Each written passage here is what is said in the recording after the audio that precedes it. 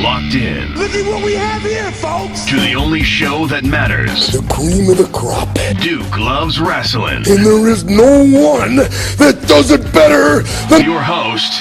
I have come here to chew bubblegum and kick ass. The Duke. And I'm all out of bubblegum.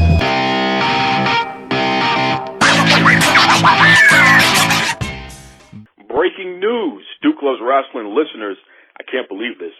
Literally right before I hit record to do this latest episode, we found out that the WWE parted ways with both of their co-presidents, which is just insane for a worldwide entertainment company to just literally cut the heads off the top there and start over, basically. This is just crazy. But you know something? I said, listen, I'm not going to sit here and play games. Let me reach out to somebody who I knows can get the inside scoop, shed some light on what's going on, who's been historically covering WWE from a corporate perspective in addition to everything else. So without further ado, literally the most hated man in pro wrestling because he knows his stuff. Welcome back, Brad Shepard. Brad, how are you, bro? I'm good. My phone is blowing up as we were talking about off air. It's just a crazy time right now. But yeah, I'm doing well otherwise. What the heck is going on from what you can gather? And folks, like I said, bear with me here because literally this stuff is developed in the last hour. So whatever you hear from Brad is stuff he's getting up to the second here. So bear with us here. But Brad, what's your understanding of what's been going on so far? Yeah, great point. You know, the story is evolving in real time, and it'll continue to evolve, right? And so I just want to throw that out there because it is a real time happening now thing. But with that being said, it's really clear that this was an impulse decision. Multiple sources are telling me that this appeared to be impulse and out of left fields. And that this was a Vince McMahon decision. And Stephanie and Paul Levesque, her husband, Triple H, were not consulted beforehand about the decision. And they're mad. Oh, wow. So is this some sort of grab for control again from the old man, so to speak, here? Or it's like he wants to establish who the big dog is in the room, and that's why he made something like this? And I understand this is just your interpretation based on the information that you're being given here. But what do you say here? Do you think it's something like that? It definitely could be. I mean, when you look at multiple sources talking about the XFL and the tie-in WWE has used with WWE's resources into the XFL, and I'm told that George and Michelle were against that. They were against the reboot of the XFL and felt like it would lead to WWE resources going into the XFL. And what have we seen? We've seen WWE employees fill positions at the XFL. They're not allowed to actually do something like that, right? They can't use WWE resources for this other company, especially considering WWE is a publicly traded company. Am I right about that? Yeah, essentially you're right. And I don't know the exact wording and whether they would, meet the legalities of that or not, but it's definitely got to be somewhere around that careful gray line, for sure. So it's a very interesting situation, and I'm told that the reason given officially was the results, fiscal results coming up that'll be reported soon, which I'm told they were bad, and that wasn't the exact language that was used. But I guess I can use profanity on this podcast if it's a quote, right? Oh, absolutely. Let it fly, bro. Let it fly. Okay. Yeah. So, the exact words used to describe the newest quarterly report was, quote unquote, fucking terrible. And to me, if that does turn out to be the case, and certainly that's the internal belief, I look at what has been pushed within the WWE that's led to poor quarterly results. And again, this all ties back to finances and business strategy going forward as we head into the XFL era, et cetera. But you have to look at in the WWE product itself and what are they pushing to get these bad quarterly results. And there's some themes in there.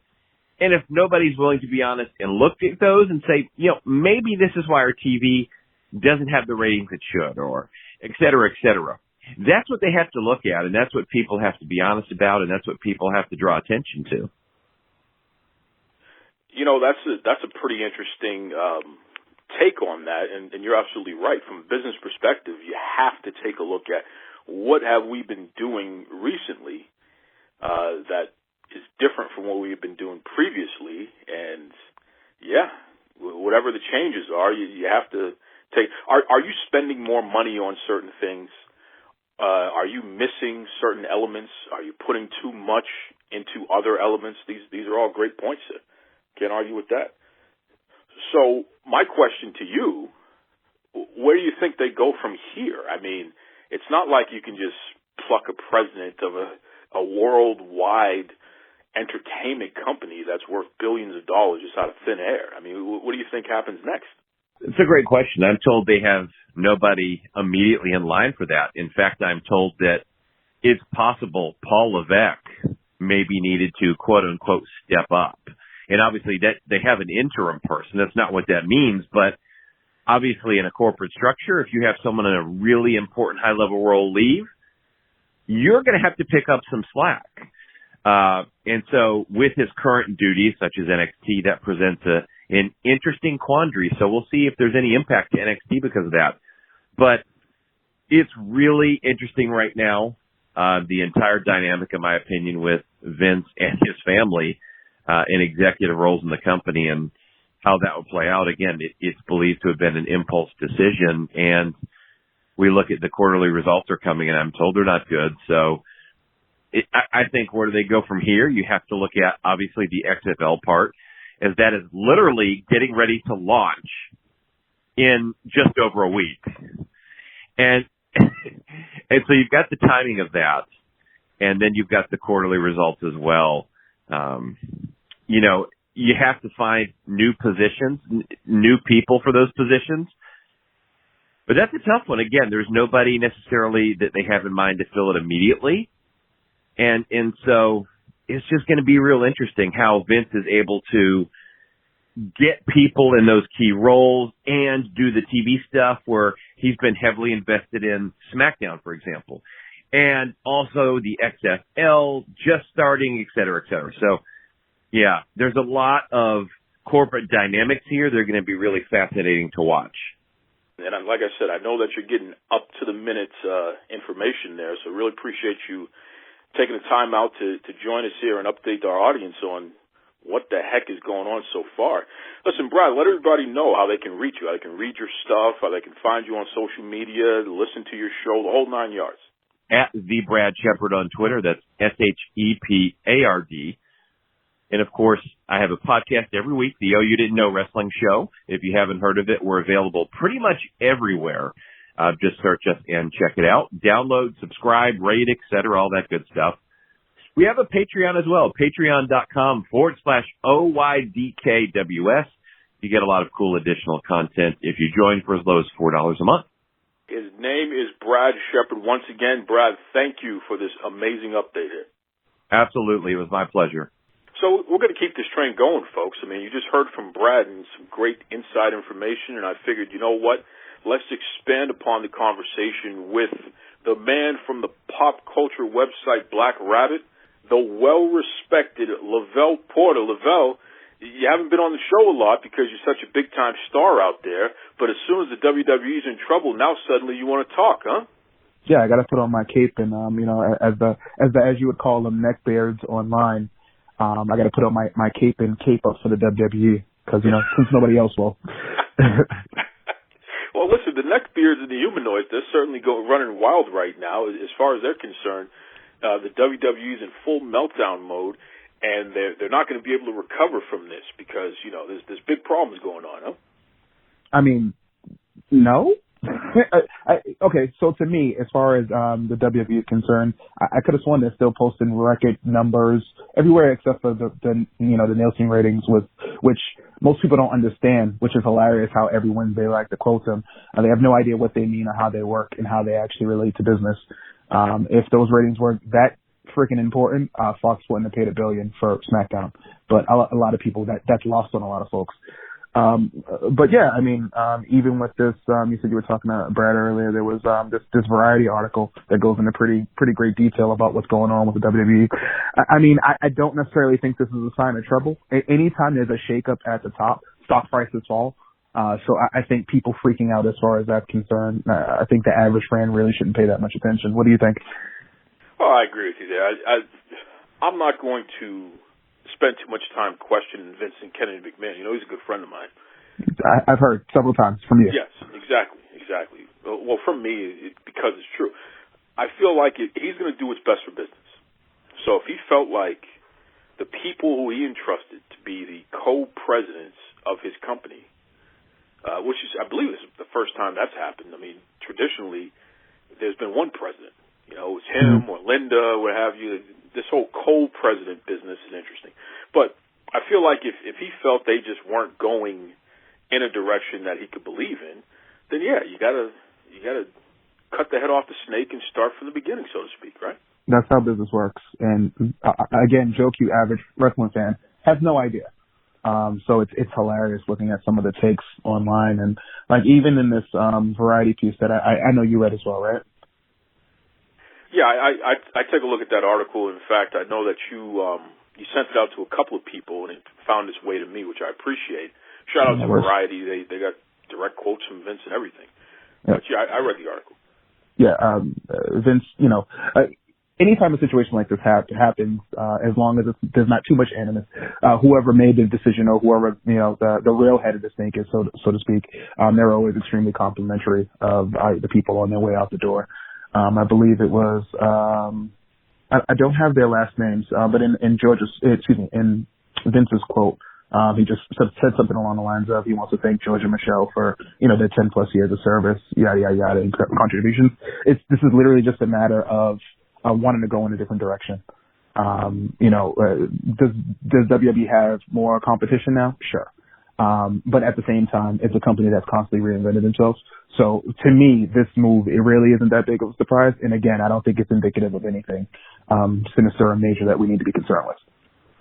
Well, speaking of that, of course, again, the humanoids and the neckbeards, they want to make some outlandish claims. So now the new thing is, well, AEW somehow has something to do with Vincent Kennedy McMahon getting rid of his co-vice presidents of WWE.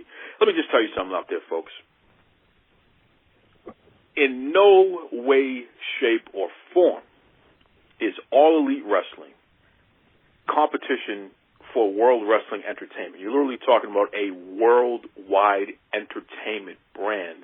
They literally are one of the top 2,000 websites visited in America. Just think about that for a second. And I think they're one of the top 3,000 or 4,000 websites in the world that's visited on a daily basis. So just put that in perspective, folks. WWE has no issues here with competition as it relates to All Elite Wrestling. They got a long way to go. So don't pull that crap. And I'll tell you too, Porter, because I don't know. Don't you pull that crap either and try to make it seem like AEW has anything to do with this. Listen, you have absolutely nothing to worry about for me as far as AEW is concerned. I tried as far as that company goes. I covered it for a few weeks. I even had a press pass and went to one of their events that they surprisingly, for whatever reason, decided to not allow the media to speak to any of the wrestlers or executives, which was the weirdest of flexes, especially with a new budding company. You would think they'd want to get out as much press as humanly possible. Maybe it's a situation where the press that they were there, that they invited, maybe they didn't feel like they can control them. I don't know. That's just a going theory as far as I'm concerned. But, you know, I know this isn't the part of your show where we're talking about AEW, but I am totally out on that show. I'm sure we could talk about that at a later time, because that's not important right now, but still. Well, that's still an interesting point, though. And we can talk about that. I mean, what is it, if you were to just list one or two reasons why you feel that way, because that's a pretty strong take, what is it about AEW Dynamite that has turned you off so much? One of the biggest things is the fact that literally almost nothing that happens on that show makes any sense whatsoever. Now, I know that's a strange statement when referring to pro wrestling, But for example, they have, as Jim Cornette lovingly calls them, the Dork Order, which is supposed to be this crazy mystical cult or whatever. But then you have whatever the hell Brandy Rhodes calls her group. Then you also have the butcher, the baker, and the candlestick maker. It's the same gimmick repeated over and over again with a different coat of paint on it. Like, it literally makes no sense.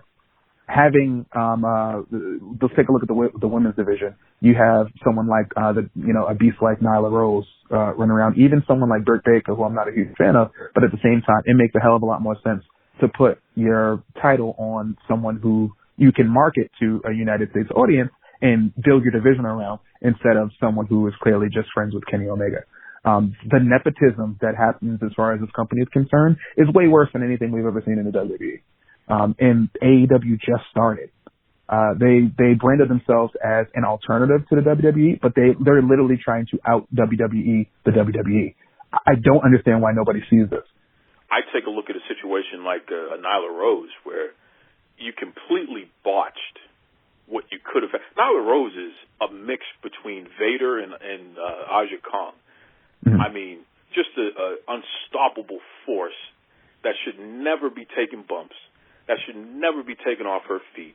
She should have steamrolled all over the competition, won the championship, and then you could have built up a babyface from underneath who somehow, some way comes up and finally slays the beast. That's just basic storytelling, right? Yeah, and it could have even, if they're so in love with Riho, it could have even been Riho who did this.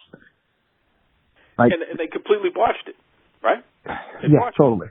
And I'll say another thing just to piggyback on that, because we saw this on AEW Dark the other day, where Nyla was in there with someone, and I'm not even going to say her name because I'm embarrassed by her display. The young lady is doing Flippy Mania. Mm-hmm. Nyla Rose is almost at the top of the ramp. She's so far away from the damn ring because she's taking a powder.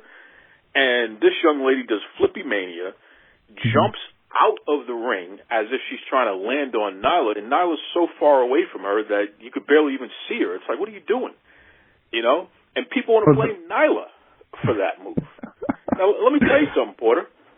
This is reminiscent of when Nyla took on Rio that last time, and Rio damn near broke her own neck, and they wanted to blame Nyla for that as well. At what point do we start realizing that some of these ladies are spending too much time trying to get their stuff in, and they're not spending enough time trying to do basic storytelling?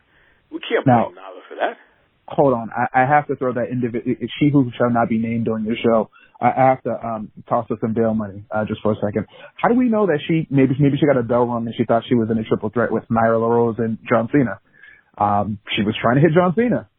Who knew? She can't see him, so that I can understand. Or maybe she did hit him, but we can't see him either. We would never know. All a guy has to do is wave his hands and he disappears. That's it. That must be it. But, I mean, it's just embarrassing. And let me tell you something. I call these guys out for a long time, as you know.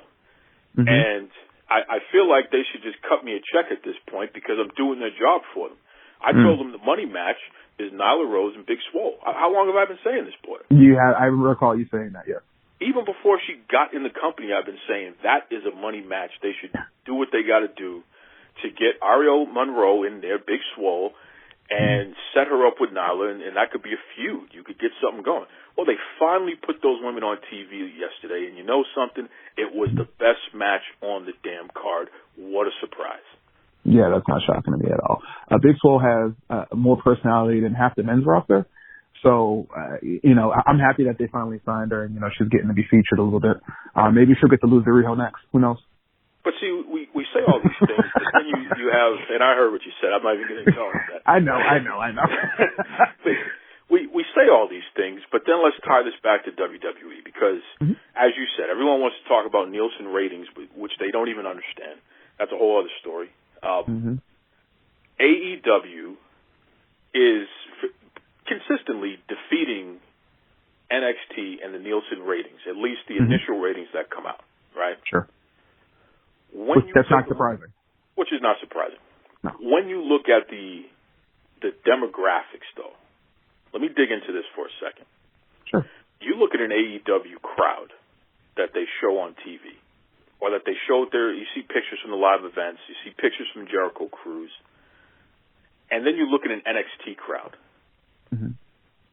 Do you see any major differences there? Because I sure as hell do. I think I know where you're going with this, but I'll go based off of what I think personally seems a little bit more diverse.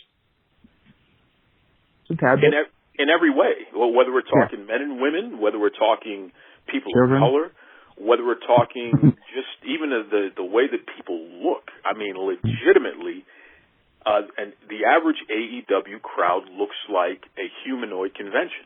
And I'm not afraid to say that, okay? Now, if anyone wants to take issue with that, by the way, then go look up the definition of a humanoid, okay? How derogatory am I being by calling somebody a half human, half machine? Figure it out. Does it make sense? Maybe. It makes sense to me. So I'm just going to leave it there. It looks like a friggin' humanoid convention. Yeah, the AEW crowd looks like the group of people that everybody thought was going to go nuts and go crazy and start killing folks after seeing the Joker movie. Let's just call it what it is.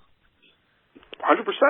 100%. And when you look at an NXT crowd, it's like the United Nations. You see a little bit of everything in that crowd, and you see a very significant amount of female representation in there, which, go figure, NXT, they actually show a tremendous amount of respect for their female competitors, and they have multiple women's matches, and they're in main events, and, they actually matter. Okay, they're being treated like they matter on their card, as opposed to an AEW card where it's like the women have to fight and claw and scratch just to get on the TV show, and then when they're put on the TV show, every little thing that they do that could be perceived as wrong, suddenly they're the worst thing in the world. It's embarrassing. It's embarrassing. But what do you make of this whole ratings thing that no one really understands anyway? What do you make of this AEW seemingly beating NXT every week? So here's the thing. AEW Dynamite is AEW's flagship show. WWE NXT TV is WWE's third show behind Raw and SmackDown. So, excuse me. So that's something you want to keep in mind when looking at how many eyes have on it. One of the biggest things that I don't think people realize as far as this quote-unquote war is concerned, NXT is a show that's existed entirely on the WWE network until this past year, 2019, when it was, they made the deal with USA to have it broadcast there. There are a large number of individuals, including myself, if I didn't cover it, who probably would continue to not watch NXT live because you have the option of A, watching it on the network, or B, watching it via DVR. So if you've been preconditioned to watch a show via the WWE network at your leisure, you may continue to do that regardless of whether or not the fact that it's been extended to 2 hours and put on USA. There are folks a lot of people who have cut the cord and don't actually have cable. That's another thing it gets lost in this argument as well. Those individuals who are wrestling fans have, if they're in the NXT, they've probably been watching on a network, and they probably continue to do so. So for me, if we're going to talk about ratings, if you want to be fair about it, if fair is a thing, I know that's the place where they judge pigs or what have you, and I hate saying that word, but if you want to be fair about it, you have to look at NXT's numbers on USA. You also have to look at their numbers on the WWE network. How many subscribers does the WWE network have right now? I don't know the number off the top of my head, but I'm sure it's a couple of million. So how many of those people are going in and watching NXT as well? There's no app or anything like that for them to watch AEW Dynamite on. So if you really want to realistically look at the impact of these shows, you have to keep that in mind as well. And nobody ever mentions that. That's very well said. That's very well said, and I agree with you 100% because it just, one of the things that I find interesting is when I bring up the fact that NXT, as far as in-ring wrestling content, it has so much more in-ring wrestling content, both in the amount of time spent actually wrestling, and I think they actually feature more wrestling matches on a weekly basis. That's possible. When you take a look at the two shows from that perspective, and then you see people say, "Well, I don't really care about the wrestling. I want storylines, and I want what? what are you? It's wrestling, right?" Yeah, it's called wrestling for a reason. It's not called storylines. You want storylines? Watch a goddamn movie. Well, that's the thing. It's like, isn't the whole point? Well, yeah, we want to see the build up to the fight, but don't you want to see the fight? Can you imagine a Conor McGregor is jaw-jacking with somebody and they're carrying on and they're carrying on? Let's say, I don't know, Mastodol, the guy who is the BMF champion in UFC, right? He and Conor are going back and forth talking trash. Two biggest trash talkers around right now. All that's happening. Yeah, that's entertaining and that's exciting. You mean to tell me that you'd rather watch that than to see these guys beat the hell out of each other? How does that work? Well, you know what? Come to think of it, you have to think about the generation we currently live in. These are the folks that watch your Love and Hip Hops, your Mob Wives, and all that. All that is talk with no actual action. Maybe that's the thing. Maybe that's why, you have people online talking about they don't care about the wrestling. They just want to see the storylines. Maybe that's where we are as a society. Well, the part that kills me the most is that when you take a look at all of the wrestling that's offered in 2020, right? We can give honorable mention to NWA because that truly is an alternative. It's a throwback show. They pack a lot of action in less than an hour on a weekly basis. A lot of their matches are only about 5-6 minutes long, which is fine because they can get it done. With the exception of that, it's hard not to say that NXT is the best wrestling show on TV today. I would agree with that.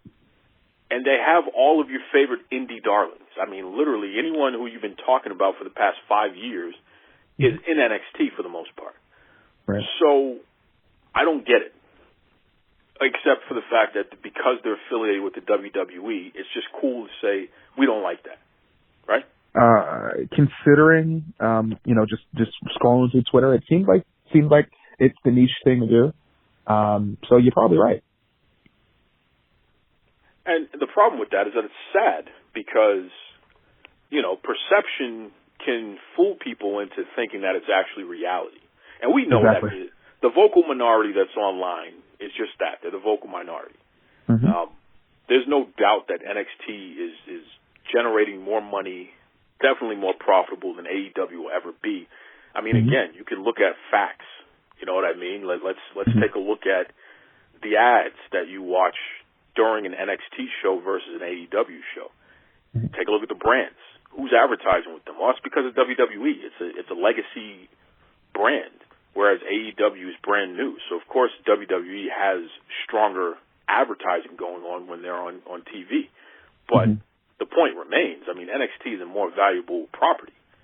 Yeah, I actually would question whether or not AEW is turning a profit right now. There's no way, right? It has to be just hemorrhaging money at this point. Well, and I think that was expected.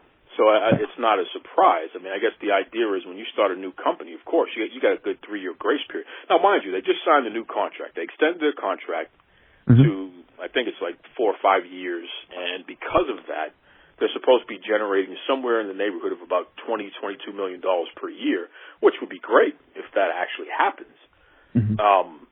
But the fact still remains. Seems pretty low for that doesn't seem low to you? Well, for a weekly episodic TV show that happens all year round, yeah, it's pretty low. Okay. I just thought it was going. I was like, wait, did I hear that right? I mean, it's good. You're just starting off, so hey, look, if you're able to turn a profit in a year, that would be fantastic, or at least in year 2, that would be fantastic. Nothing wrong with that. I don't want to come off as what the kids would call a hater or anything like that. It's just that kind of took me back there for a second. Well, the fact still remains, though. It's crazy to think that with NXT, you're giving the humanoids exactly what they claim they've always wanted, and yet it's still not good enough as far as they're concerned. Nope, they want a guy in a dinosaur mask, a quote unquote wrestler who's about as tall as my 11-year-old son. And the Dork Order. Yeah, that's what they want. A woman's champion who looks like you have to card her to buy Sharpies at Walmart. I mean, legitimately, she's probably not. She looks like she's not old enough to even do that. So, but I digress. So in the end, is the sky falling, Porter? I mean, is not at all WWE change here? Are we going to have to sell all our WWE stock and try to find some other form of entertainment because this just isn't going to work out for us anymore? So based on how I've seen as these things work out, number one, the WWE is obviously not going anywhere. Number two, it's probably the time to buy the stock for the next few days, just from the standpoint of it'll dip for a few days and then it's going to pop right back up. That's just the way it works. Anytime there are any changes in upper management with any large publicly traded company, this happens. So again, this is not time for the guy from Mad Money to say sell, sell, sell or anything like that. It's buy, buy, buy time. Get in while you can. The sky is not falling. The WWE will be fine. I feel so much better now. Wow, because I was literally about to sell everything here because, it's over. The jig is up. The jig is up, Porter. Not at all. And listen, just to answer everyone's been asking, so I'm just going to publicly say this right now. I have taken my name out of consideration for the next president of the WWE. I had to talk to my family and really spend some time soul searching to figure this out. But in the end, it's just not the right time. That doesn't mean that we can't revisit this at a future date. But for right now, I think it's best to take my name out of consideration and allow others an opportunity. So I gotta ask. This is the $1 million question. I'm sure everybody who listens to the show is wondering, how did Vince take it? He's disappointed. He definitely told me that he was disappointed, and I think his exact words, and this is exclusive, "Who the hell do you think you are?" But pal, I think you're making a bad move. I'm just going to leave it at that. I don't like to discuss my private conversations or anything like that. Anyway, Porter, now that we've pissed everybody off, screw it. Tell everybody how they can check out all of your stuff, reach you on social media, the whole 9 yards there. The best way to hit me on social media is probably going to be via my Twitter, which is Above Average LLP, at Above Average LLP. You can check out the website, blackrabbit.com. That's BLAQUE rabbit.com. Just don't get confused there. I also am a contributor at WrestleZone.com. I handle the live coverage for Raw, SmackDown, NXT, and Impact. So you can check me out there as well. And, before I let you go, Porter, I just want to say congratulations to you and Black Rabbit. You were one of the first people to feature the young lady, Michelle Evans, who, she was competing for that Maxim Cover Girl contest last year, and, she made it down to, I think it was either the semifinals or what have you there. She made it pretty far in the thing. You put her on blackrabbit.com, put her on the cover, helped her stay alive in that competition, and she didn't win the competition, unfortunately, but she's actually spun that into greater opportunities where she's got numerous major modeling contracts and deals, and she's on the cover of all these high-fashion magazines and all these other things in a very short amount of time. So I just want to congratulate you for that great eye for talent, and also your website, Black Rabbit. I mean, without that type of support, I just don't think she would have been put in a position to actually get noticed like that, because she said it herself, her network wasn't really that big in the beginning. So kudos to you and that website there. It's a great website. Oh, thank you for that. I appreciate it. And anything I could do to help someone up and coming, at the end of the day, whether you like it or not, I root for everybody Black. So it is what it is. Every now and then, folks, the breaking news is so strong, it's so significant that you just have to come right out of the gate with it. And that's what happened this week. I mean, hey, shout out to Brad Shepard, shout out to the well-respected Lovell Porter. Both of those two guys giving us some great insight, great analysis of this situation, WWE, one of the top worldwide entertainment companies, changing presidents. They've got rid of their co-presidents. That's a big deal. And again, with Vince McMahon stepping away to spend more time on the the XFL, it's a big deal, right? I want to say NFL because used to saying that, but XFL, big deal. Big deal. But is this sky is falling stuff? I don't think so. Some people probably will feel that way, but I don't think so.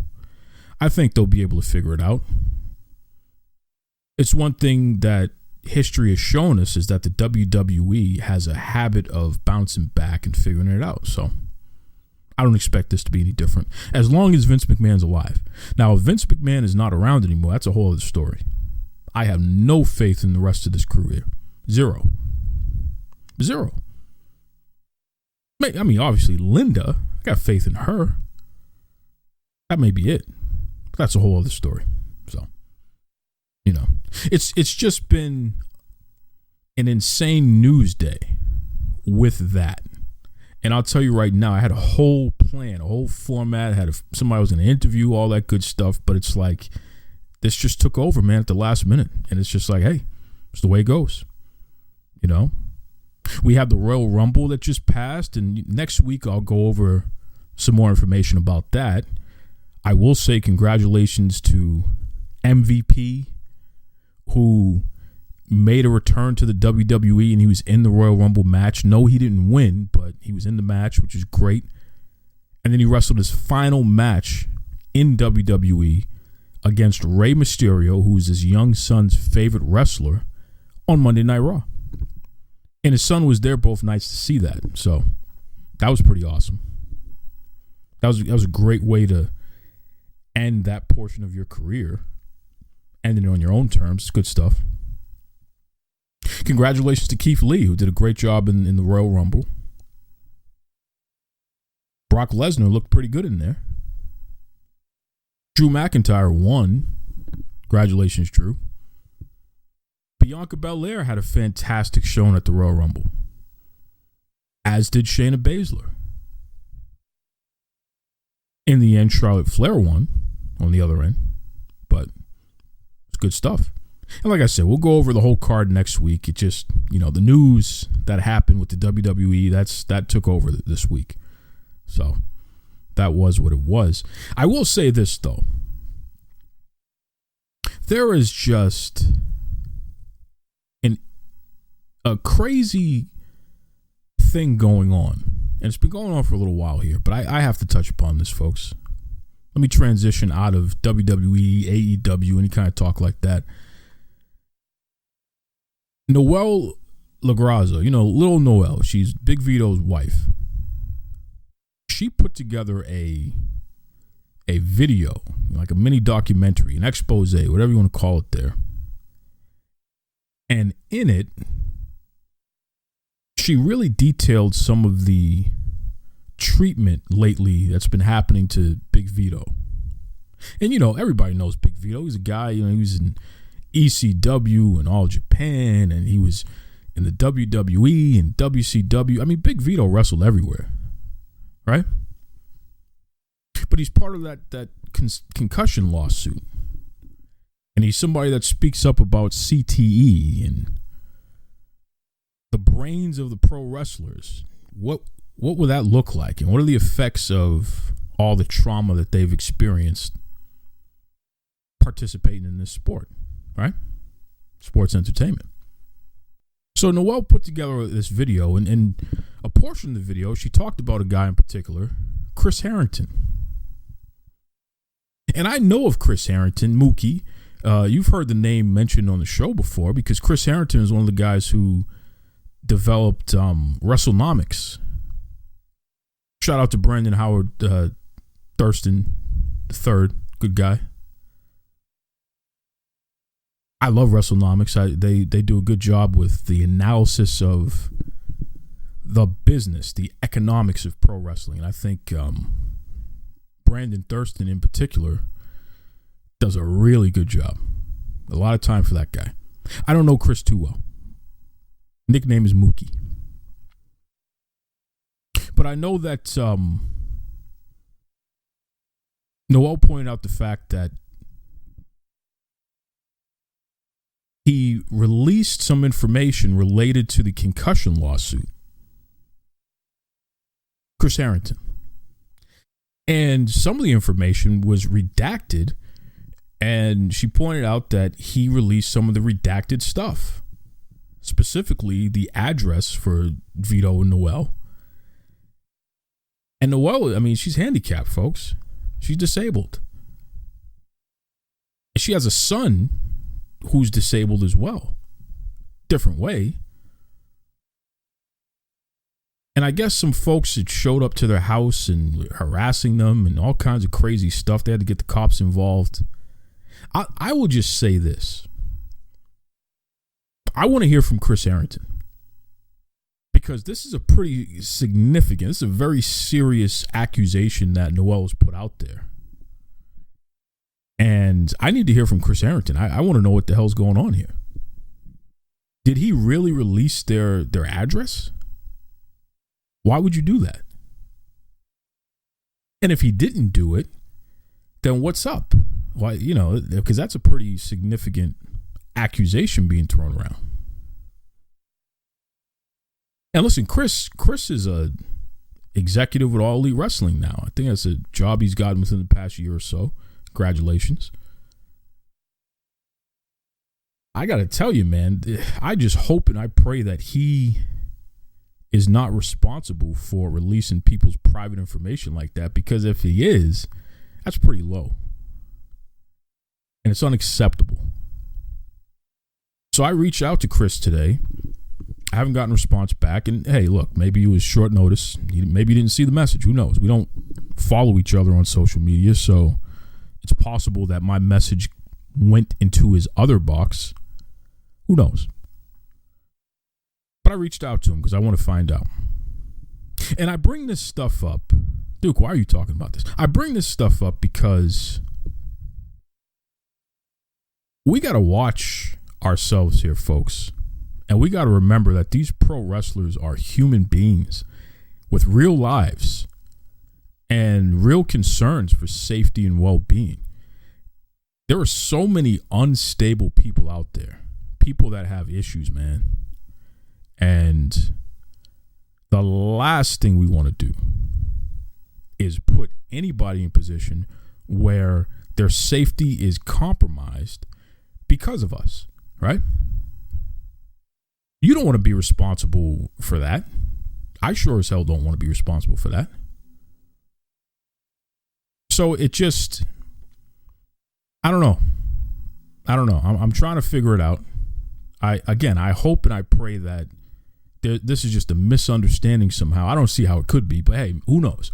Maybe this is just a misunderstanding, and Chris Harrington is not responsible for what he's being accused of. I hope that's the case, and I hope it can be cleared up, because if not, what the hell are you doing? It's really troubling. And to stay on this whole Big Vito piece, I'll tell you, man, here's a guy that has done nothing but done what he could to bring awareness to a significant problem. You can't say that CTE is not a real thing and that concussions aren't a real concern and that these wrestlers aren't suffering from, at the very least, the concussion stuff. I mean, come on. At this point, we know that. Goodness great. Samoa Joe just had a concussion, right? Samoa Joe just had a concussion. I think it happened at the Royal Rumble. It's speculated that Kairi Sane had a concussion at the TLC pay-per-view. I mean, we know that this stuff happens, man. We know. And more needs to be done. I'm going to cover the Royal Rumble next week, like I said, but I will point out one thing. Beth Phoenix, her and her husband Edge, they both were in their respective Royal Rumbles. And shout out to Edge. He did come back. Look at that. Brad Shepard was right again. But Beth, in particular, she banged the back of her head on the post, the ring post, one of them. And bear in mind, the WWE ring posts are not traditional posts. They're larger. They're thicker. They have a stand on them. They're pretty interesting. They're pretty unique. But she banged the back of her head on this thing, and she started bleeding from the back of her head. And Beth Phoenix has a lot of hair, right? I don't know how much of it is real and how much of it is enhancements. Everyone gets the enhanced hair now, men and women. You know how that goes. But there was a lot of hair. And yet her head smashed against this ring post hard enough to split it, enough for it to bleed. So there's some head trauma there, right? She remained in that Royal Rumble match for at least another 20 minutes after that happened. And some of you out there, you really make me scratch my head. Well, she was checked on at least 7 times by the referees. What the hell does that mean? Did anybody move her hair out of the way and take a look at where the bleeding was originating from? See how deep the gash was? Well, they asked her if she's okay, and she said yes, so they let her continue. Why would you ever do that? Protect the athletes from themselves. What athlete's going to say, yeah, take me out of the game, coach? Most aren't going to say that. Especially when you're talking about a situation where they're experiencing something that doesn't happen too often and may never happen again, for them at least, right? What is this, the second Women's Royal Rumble? And how many more matches does Beth Phoenix have left in her? She had to retire before because her body was banged up. What do you think's going to, I mean, come on. Let's, come on, stop it. They let her continue the match. And my question is, did anyone consider the potential concussion? When they were quote unquote checking her out, what did that entail? Because I don't think she rolled out of the ring at any point. So did anybody actually see the wound to properly assess whether or not she should have still been in that match? She had a big glob of red in the back of her mountain of hair because the blood was there. And at one point, it was just pouring, man. It was dripping all over the place. Well, she's tough, man. She's real tough. That's how they do. No, that's not how they're supposed to do. We know about head trauma. We know that come on. We know better than that. So it just, I don't know. It seems a little poor taste in my opinion. Seems like an unnecessary risk on the WWE's part. I just don't understand why they would do it. Have her roll out of the ring, underneath the ring, so she doesn't go over the rope, so she's not out of the match technically. Drag her out properly. I don't know what the hell they did. It's a whole other story. But you look at a guy like Big Vito who gets a hard time for bringing up these concussion issues. And it's like, I don't know, man. In this whistleblower, tell the truth, speak truth to power society, it's just amazing the people who we choose to support and the people who we refuse to support, right? See, to me, somebody who is speaking truth about something as significant as head trauma, something that we all acknowledge is a thing in the profession that he's in, or at least he was in, we know that's a thing. Why do we look at this guy and a few others like him as less than, or, like whatever they have to say doesn't matter? Potentially, exposing their home addresses and making fun of the fact that they're trying to bring awareness to a pretty significant issue. I don't get it. And I went online. I went on Twitter and I looked up Chris Harrington's Twitter account and I saw some of the posts he made about the concussion lawsuit. And look, this guy does his research and he gets these documents and he analyzes stuff. I got no problems with that. That's an extension of media as far as I'm concerned. I like that. I like to consume data. I want information. I like analysis too. Explain to me what I'm looking at here. That's great. But even one of the posts, you said, well, the WWE lawyer McDevitt, it's funny that he called Vito a jobber in a document, which McDevitt did use that terminology. It's just embarrassing, by the way. That's a whole other story. I just don't get it. What the hell did Big Vito LaGrazzo do that was so bad that people are treating him this way? Is it because he's calling attention to a major issue? I don't know. Some of you out there want to claim roid rage on the whole Benoit stuff. I don't know. Look at his brain. Like the whole Aaron Hernandez thing. They said he had the brain of an old man. That's interesting. I don't know. I'm going to tell you right now, though, I'm not going to stop talking about this stuff because I think that we need to get to the bottom of it. Treat them like human beings. Care about their safety and well-being. That doesn't mean we need to wrap them in bubble wrap. I understand. It's a physical job. Don't get me wrong here. It's a physical job. But damn it, when one of them is talking about an issue like concussions, like potential CTE, long-range brain issues, I think they deserve our audience, right?